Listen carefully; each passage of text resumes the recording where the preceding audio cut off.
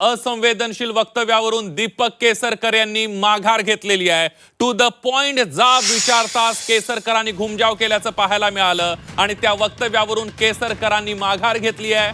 भावना दुखावल्या असतील तर शब्द मागे घेतो. खरातच्या कुटुंबियांबाबत केसरकर यांनी काळजी व्यक्त केली होती. अशोक खरातवर कारवाई होत असतानाच त्याच्या कुटुंबियांची काळजी वाटते असं दीपक केसरकर म्हणाले होते. आणि याच वक्तव्यावर to the point with Kamlesh Sutar या मुलाखतीत केसरकरांना जाब विचारण्यात आला. दीपक केसरकरांनी खरातबाबत एवढी सहानुभूती कशाला असा थेट सवाल टू द पॉइंट मधून विचारण्यात आला, जाब विचारण्यात आला. आणि त्यानंतर दीपक केसरकरांना त्यांची चूक लक्षात येताच त्यांनी कुणाच्या भावना दुखावल्या असतील तर त्या शब्दावरून माघार घेत असल्याचं सांगितलं. आपला बोलण्याचा तसा हेतू नव्हता असंही दीपक केसरकर यांनी टू द पॉइंट मध्ये विचारलेल्या प्रश्नाला उत्तर दिलेलं आहे आणि आपले शब्द मागे घेतलेले आहेत. त्यांच्या हस्ते पूजा केलेली नाही. अशा एखाद्या दुर्दैवी प्रसंगामध्ये कोणाची तरी ओळख होणं हे आपलं दुर्दैव आहे असं मी समजतो आणि त्याच्यामुळे जी बदनामी झाली. आणि खरं तर आता हे पब्लिकली बोलण्याचं थांबलं पाहिजे, कारण त्यांचं सहकुटुंब आहे, त्यांना पत्नी आहे, त्यांना मुलगी आहे, त्यांना मुलगा आहे. आणि त्याच्यामुळे मला असं वाटतं की पब्लिकली ही चर्चा थांबवून त्यांना त्यांच्या कृत्याबद्दल कठोरात कठोर शिक्षा कशी देता येईल याच्यावर आता लक्ष कॉन्सन्ट्रेट.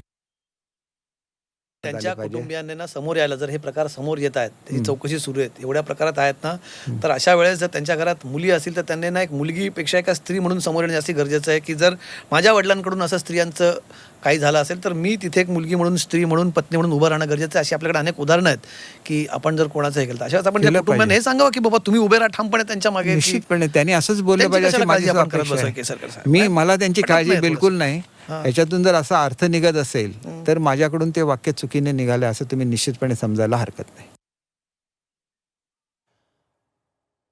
आणि याविषयीच बोलण्यासाठी सामाजिक कार्यकर्त्या अंजली दमानी आपल्यासोबत जोडल्या गेलेल्या आहेत. अंजलीताई, आपण बघतोय की काल कुटुंबाची काळजी वाटत होती दीपक केसरकर यांना, मात्र to the point with Kamlesh Sutar या विशेष कार्यक्रमात त्यांना विचारण्यात आलं की तुम्हाला काळजी का वाटतेय. त्यावेळेला मात्र त्या जाब विचारल्यानंतर, सवाल केल्यानंतर त्यांना आपली चूक लक्षात आली आणि त्यांनी शब्द मागे घेतलेले आहेत.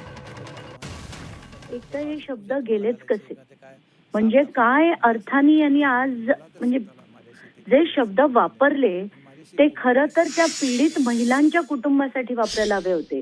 त्यांच्या कुटुंबाची काळजी वाटते, त्यांना जो झालेला त्रास आहे त्याची काळजी वाटायला हवी होती. यांना आज जर या माणसाची काळजी वाटत असेल अशोक खरातासारख्या, तर दीपक केसरकरांचा सुद्धा आता राजीनामा घ्यायला आपल्याला लढावं लागेल. कारण ही जी माणसं आहेत ना, अशी घाण माणसं राजकारणातली, त्यांच्याचमुळे आपण बघतोय की राजकारणाची पूर्ण किळसवाणी घाण करून टाकली. आज मला म्हणजे कालचा तुम्ही आत्ताच त्यांचं बोलतानाचं जी क्लिप दाखवली त्याच्यावर तर खूपच डिस्टर्बिंग वाटतंय की असं असेल तर तुम्हाला म्हणायला हरकत नाही. अरे तुम्ही काय बोलताय, त्याचं काही भान तरी आहे का तुम्हाला?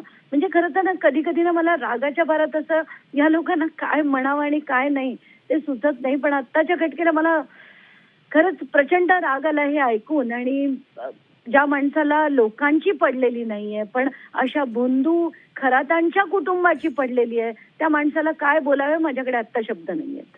अगदी अंजलीताई, धन्यवाद तुम्ही झी24 तासशी बोललात त्याबद्दल. आणि याविषयीच बोलण्यासाठी आपले प्रतिनिधी गोविंद तुपे आपल्यासोबत जोडले गेले आहेत. गोविंद, आपण बघतोय या भोंदू खरातला अटक झाल्यापासून संपूर्ण महाराष्ट्रभरातून प्रचंड संतापाची लाट उसळल्याचं पाहायला मिळतंय. कडक कारवाई करण्याची मागणी केली जाते. रोज नवनवी कारनामे त्याचे समोर येत आहेत आणि त्यामध्येच कुटुंबाची सहानुभूती केसरकरांनी व्यक्त केली होती. मात्र to the point with Kamlesh Sutar या विशेष कार्यक्रमामध्ये त्यांना ज्यावेळेला हा प्रश्न विचारण्यात आला, ही सहानुभूती का व्यक्त केली असा जाब विचारण्यात आला, त्यावेळेला मात्र त्यांची चूक लक्षात त्यांना आली. त्यांनी या शब्द मागे घेतो असं म्हटलेलं आहे. काय सांगाल या सगळ्याबद्दल? मुळात काय नेमका आणि सामाजिक कार्यकर्ते अंजली दमानिया यांनी सुद्धा या सगळ्या संदर्भात रोष व्यक्त केलेला दिसतोय.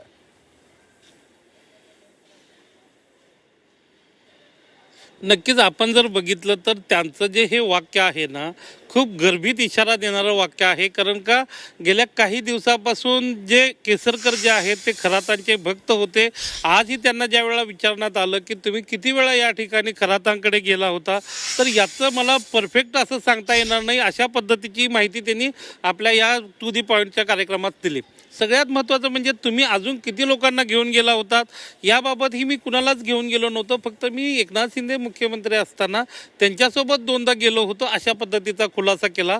आणि हे सगळं सुरू असताना त्यांनी त्यांच्या कुटुंबाबाबत जी काळजी व्यक्त केलेली आहे याचा एक असा एक अर्थ निघतो की बाबा की खरातांच्या कुटुंबाशी अजूनही केसरकरांचा कनेक्ट आहे का, अशा स्वरूपाचा अर्थ निघण्याची शक्यता आहे.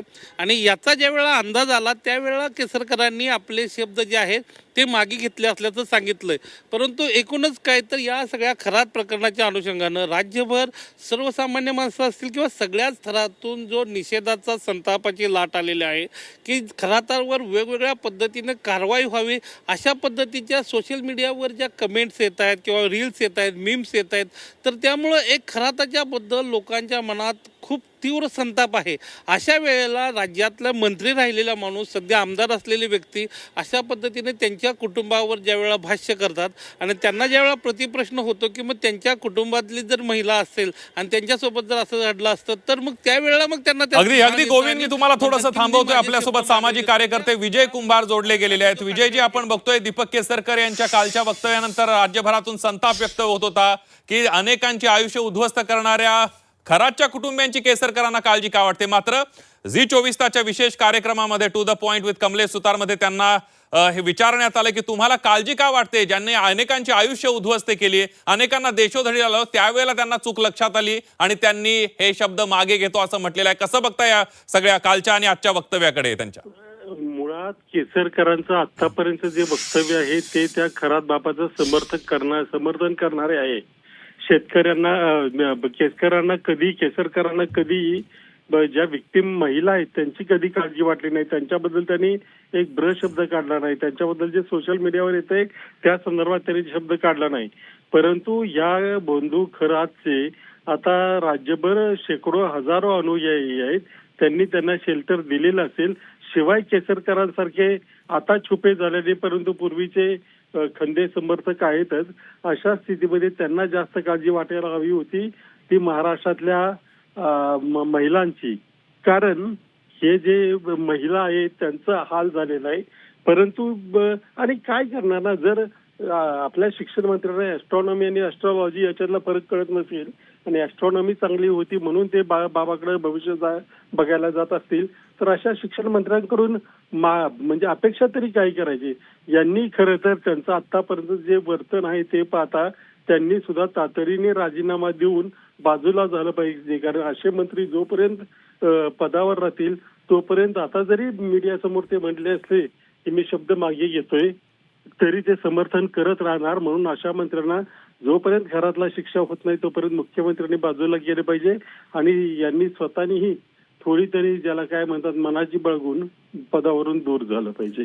अगदी विजय कुंभारजी, धन्यवाद. तुम्ही झी 24 तासशी बोलला त्याबद्दल. आपण बघितलं केसरकर यांनी शब्द मागे घेतले जरी असले झी 24 तासच्या विशेष कार्यक्रमामध्ये टू द पॉइंट मध्ये, तरी सुद्धा केसरकर यांचं जे वक्तव्य आहे ते अगोदरचं असंवेदनशीलपणाचं आहे आणि त्यामुळे मुख्यमंत्र्यांनी केसरकरांच्या आमदारकीचाच राजीनामा घेतला पाहिजे अशा प्रकारची मागणी माहिती अधिकार कार्यकर्ते विजय कुंभार यांनी केलेली आहे.